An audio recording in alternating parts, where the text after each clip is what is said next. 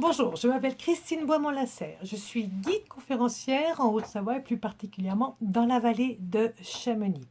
Je suis en fin de carrière actuellement et je dois préciser également que j'ai guidé pendant plus de 20 ans à l'étranger, à une époque où il n'y avait pas de guide local, et ça a été l'occasion pour moi d'une expérience qui m'a beaucoup aidé à bien appréhender la profession de guide conférencier.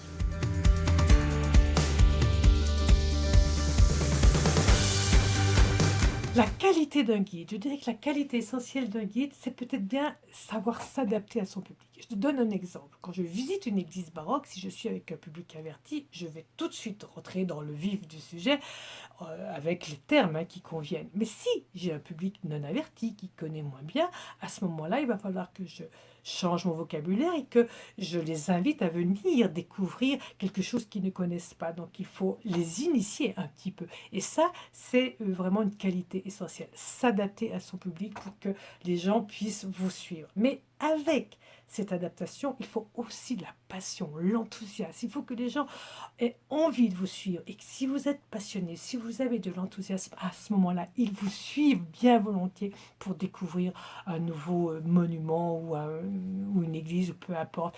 Il faut qu'ils aient envie de vous suivre. Donc ça me paraît évidemment important, l'adaptation et la passion.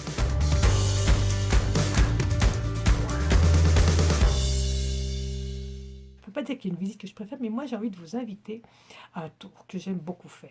C'est un tour qui s'appelle le Tour du Mont Blanc. Alors ce n'est pas du tout le Tour du Mont Blanc qui peut se faire à pied en 5 ou 6 jours. Moi c'est un tour qui va se faire une journée tranquillement. On ne va pas faire beaucoup de kilomètres puisqu'on va faire à peine 145 kilomètres. On va le faire, je sais pas, moi en voiture, en autocar, en moto, en vélo, peu importe, on va choisir.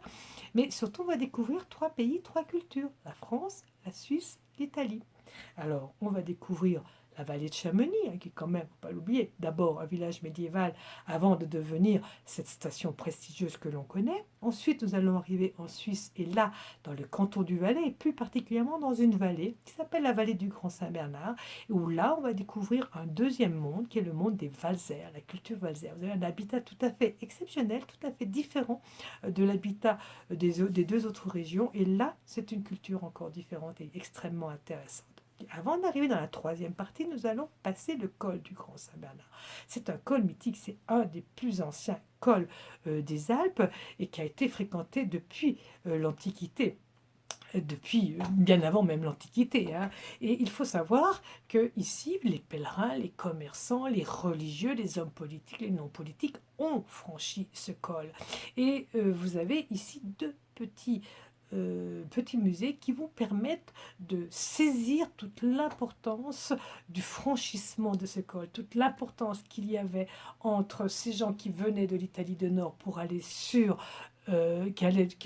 venaient de l'Europe du Nord pour aller sur l'Europe du Sud, ou qui arrivaient de l'Europe du Sud pour aller sur l'Europe du Nord. Et c'est extrêmement riche et extrêmement intéressant.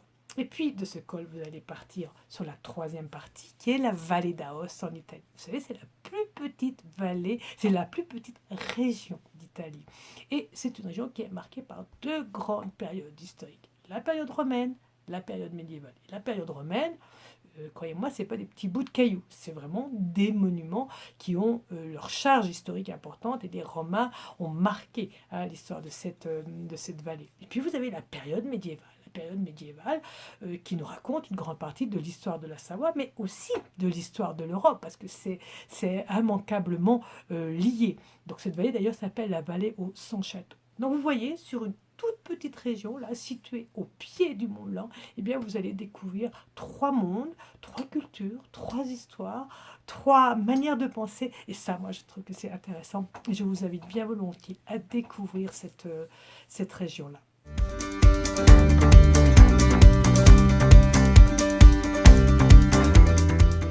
Peut-être que j'aurais bien voulu rencontrer Marie Schiller. Marie Schiller est venue à Chamonix après la chute de l'Empire. Elle vient, qu'est-ce qu'elle vient voir? La mer de glace, c'est déjà un lieu extrêmement fréquenté. Et puis à son retour, elle écrit un roman. Et qu'est-ce qu'elle écrit? Elle écrit Frankenstein. Alors, on sait que ça a été signé par Percy, parce qu'on ne pouvait pas imaginer qu'une jeune femme puisse écrire un tel roman. Mais moi, je suis sidérée. Elle écrit un roman qui est déjà de la science-fiction, donc qui est déjà très moderne, mais qui aborde également l'Antiquité avec le mythe de Prométhée. Moi, j'aurais quand même bien voulu la rencontrer. Cette jeune femme qui avait à peine une vingtaine d'années, qui a pu imaginer un tel roman. C'est assez étonnant.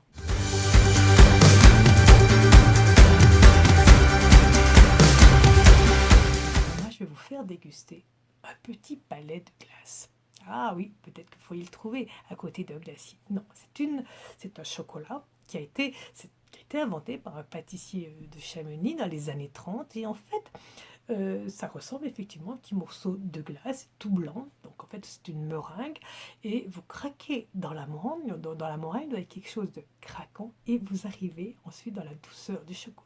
C'est vraiment un régal. Je vous invite à venir le découvrir ici dans notre vallée. Voilà une bonne spécialité.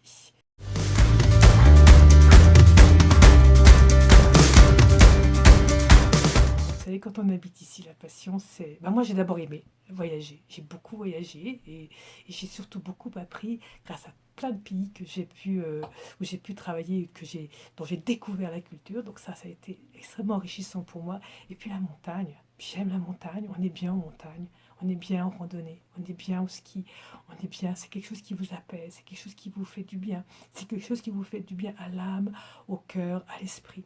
Donc je ne peux que vous inviter. Donc moi, j'espère que vous avez aimé. J'espère que j'ai pu vous intéresser à cette profession. Vous savez que j'ai mis en place ici des visites qui s'appellent les virées culturelles de Christine, qui permettent de découvrir une autre facette de Chamonix, un autre monde qu'on connaît peut-être pas toujours très bien. Et j'aurai plaisir à vous le faire découvrir. Venez donc et à tout bientôt. Au revoir.